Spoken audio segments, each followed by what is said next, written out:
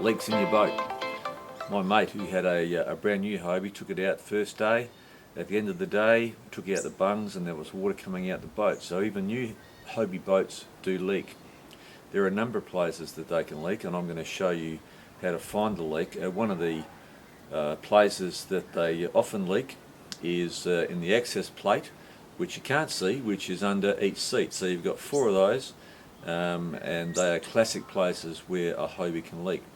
But anyway, I'll show you how to find the leaks and how to fix them.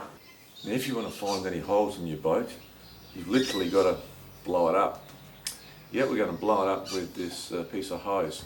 Just grab a reasonable length of hose, flush it out first, make sure there's no spiders in it.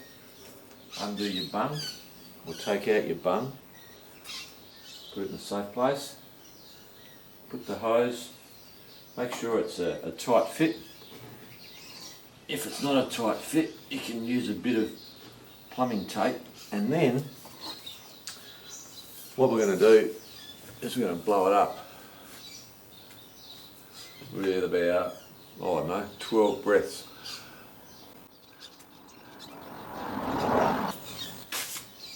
After that, you put a kink in the hose so the air doesn't come out, and just put it at the back of your rudder. Now you've got a whole lot of pressure in your hull, and we're going to try and find some leaks. And we'll do that by seeing if there's any air coming out of any of the obvious spots. You can find leaks around here. Now these leaks won't be obvious at all because there may be a small crack in the hull that's inside there, inside where you can't really see it.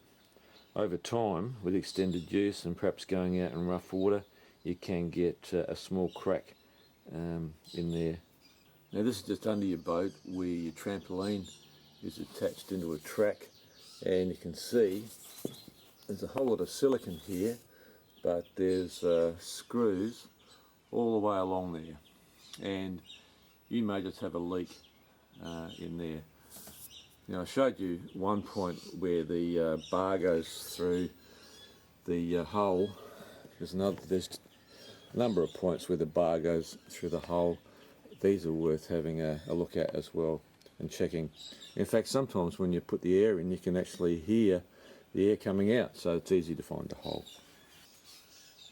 Now, 2 of the most obvious spots for a Hobie to leak are under the seat. Under each seat there is an access hole, and what you do is get some soapy water and just spray around the seat.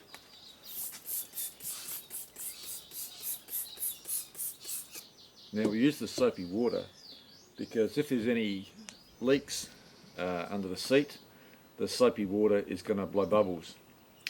Use the soapy water on the other points that I showed you, or any other point of your boat that you think might be leaking. Another place that you find leaks. Now believe it or not, another place where the Hobie can leak is at the bung. I only found this out last year. Even after putting the bungs in hand tight, I now carry in the car a little spanner so I can do them up extra tight. You'll find that it's amazing the amount of water that can seep in through a bung. Now, having shown you one source of a leak that you may not have thought of, being your bung, it's interesting to note, and some people don't take this into account, is that particularly these hulls, rotor-moulded hulls, which are quite thick plastic, they get quite hot, and the air inside them also gets quite hot.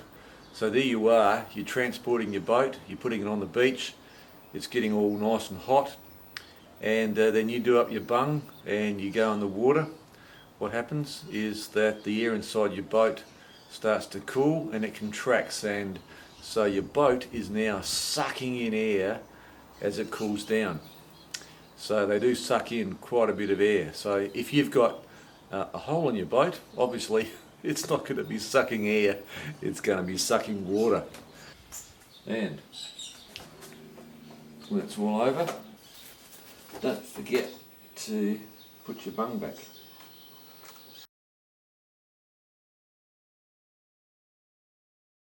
One of the big issues that you'll have with this boat is that you won't find any epoxy really that'll adhere to the boat to fill your hole or your crack.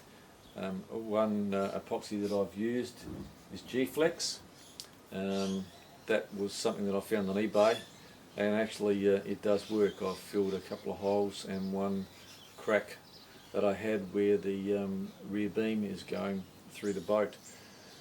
Now, one thing that you often have with the mixing up the epoxy is that you try and get it in the hole or you try and get it in the crack and it runs out.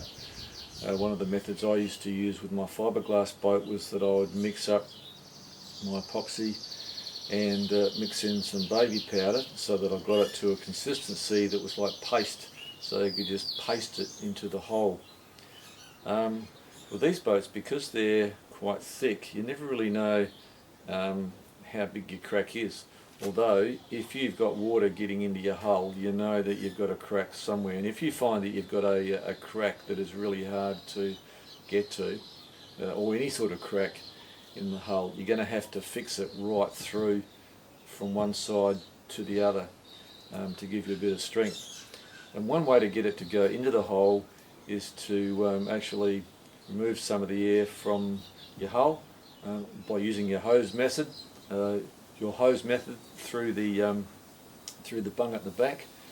Put some epoxy in the crack or the hole, suck a bit of air out and watch as the epoxy gets sucked in to the hole.